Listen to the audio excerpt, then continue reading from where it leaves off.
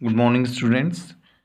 Today we will study about Martin Luther King. Martin Luther King. So you have to open page number 133. In this page you can see Dr. Martin Luther King devoted his life to fighting for the rights of the African Americans in the United States of America. Doctor Martin Luther जो king थे उन्होंने अपनी life को किस चीज़ के लिए devote किया। उन्होंने अफ्रीकी और अमेरिकन लोगों के लिए उनके अधिकारों के लिए लड़ने के लिए अपना जीवन समर्पित किया। दो slavery was banned in the USA in the 1860s. Slavery, what is the meaning of slavery? Slavery means गुलामी।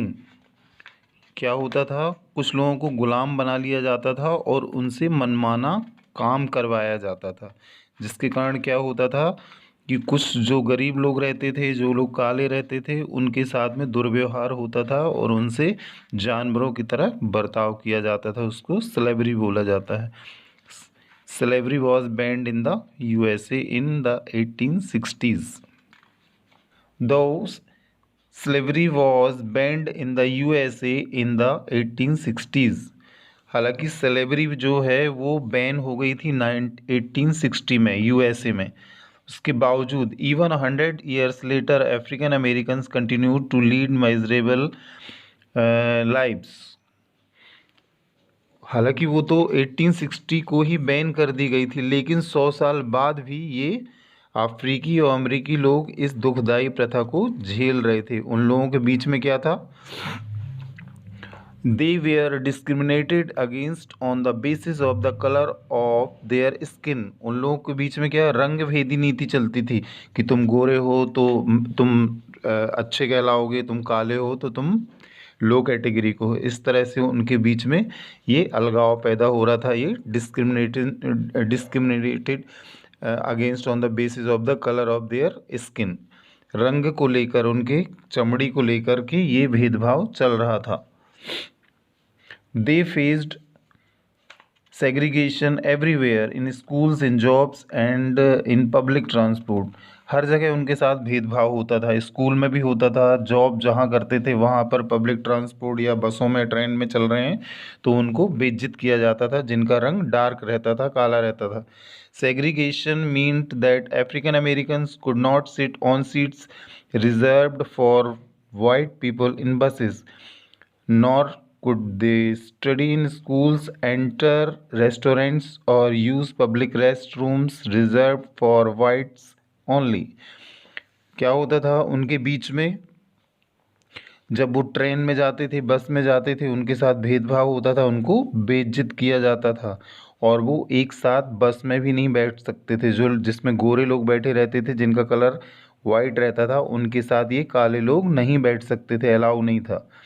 और ना तो वो स्कूल में भी पढ़ सकते थे। उनके बच्चे स्कूल में भी, जो गोरे बच्चे रहते थे जिनका कलर अच्छा रहता था, उनके साथ नहीं बैठ सकते थे।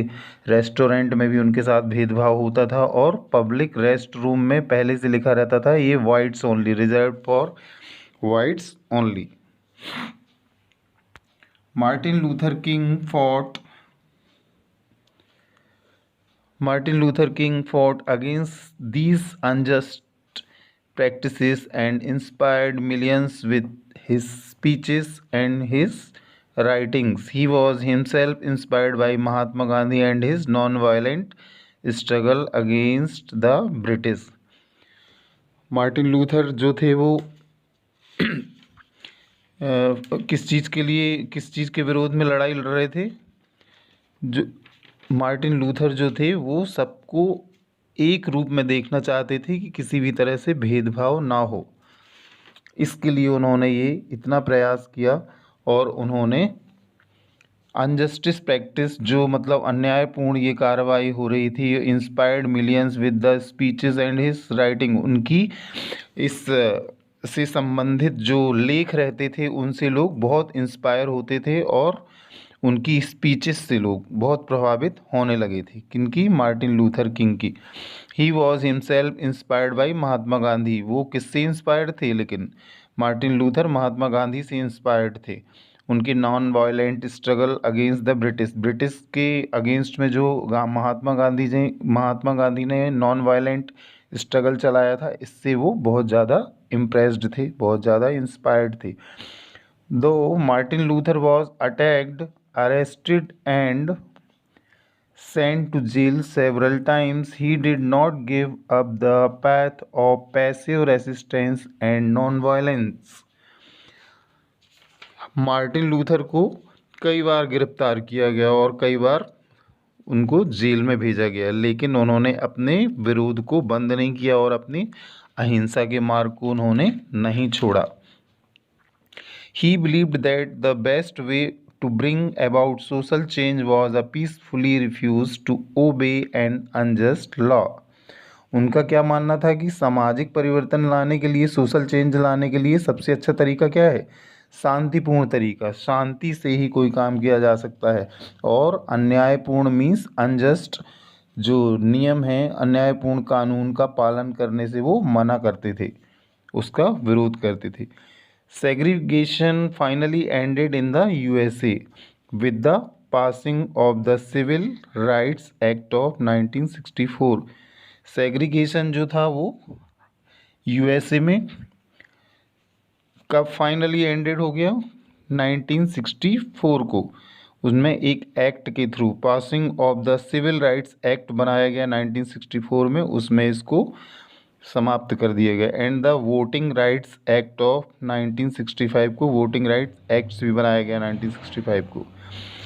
For his efforts to end racism and all forms of discrimination, Martin Luther received the Nobel Peace Prize in 1964 को। रेसिज्म मीन्स नस्लवाद, and all forms of discrimination, और हर प्रकार के जो भेदभाव थे, उनके सभी प्रकार के भेदभाव को समाप्त करने के लिए, एंड करने के लिए, उनके प्रयासों के लिए उनको नोबेल पीस प्राइज़ दिया गया 1964 को। Martin Luther received the Nobel peace prize इन 1964 को। He was assassinated by James Earl Roy on April 4, 1968, और उनकी हत्या कब हो गई? अप्रैल 4 में 1968 को। किसके द्वारा? जेम्स अर्ल रे ने उनको मार दिया, उनकी हत्या कर दी। His efforts made it possible for millions of African Americans to live a life of dignity and hope. उनके जो एफर्ट्स थे, उनसे लाखों अफ्रीकी लोग और अमेरिकी लोगों के लिए एक डिग्निटी वाली बात थी और आशा का जीवन जीना संभव हो गया लोगों का, उनके इस प्रयास से। उन्होंने जो भी एफर्ट्स किए, उससे जो लाखों अमेरिकी और अफ्रीकी लोग हैं, उनकी डिग्निटी बढ़ी और उनके लिए नए जीवन की शुरुआत करने के लिए एक आशा की किरण नज़र आई और वो सब पॉसिबल हो गया। इन अगस्त 1963 Martin Luther made his historic speech, I Have a Dream. In the speech, he demanded that people should be judged not by the color of their skin but by the content of their character. उन्होंने अगस्त 1963 को एक ऐतिहासिक speech दी। उन्होंने अपना सपना बताया कि मेरा ये सपना है कि पीपल, जो लोग हैं, उनको किस तरह से जज किया जाए, उनको किस तरह से पहचाना जाए, उनको कलर के हिसाब से नहीं, but content of their character, उनको रंग के हिसाब से नहीं, उनके चरित्र के हिसाब से उनको पहचाना जाए। तो ये तो थे Martin Luther King. In next period I will explain about Mahatma Gandhi, Bapu ji, the father of the nation, and Mother Teresa. Okay, children, thank you.